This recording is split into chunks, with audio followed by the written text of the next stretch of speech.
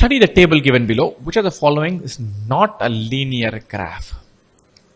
Side of a square, perimeter of a square. It's a side where 4, perimeter would be 16. The slide becomes 6, perimeter will be 24. This into 4 is this, into 4 is this. The side where 8 will become 32. If this doubles, this doubles.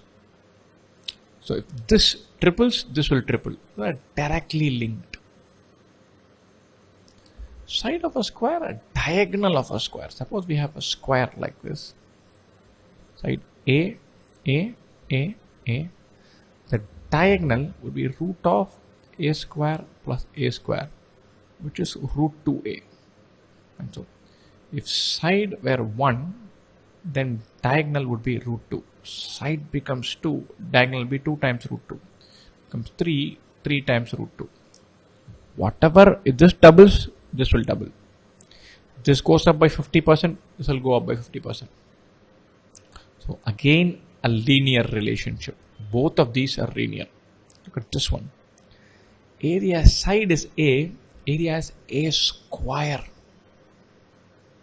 So the side where 1, area would be 1. And side is 2, area would be 4.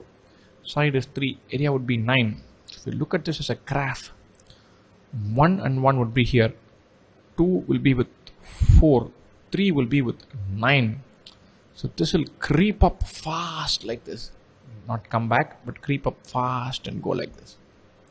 So this is a square relationship, not a linear relationship. So the graph which is not a linear graph is graph C. If you can write y as some mx, then it is a linear relationship.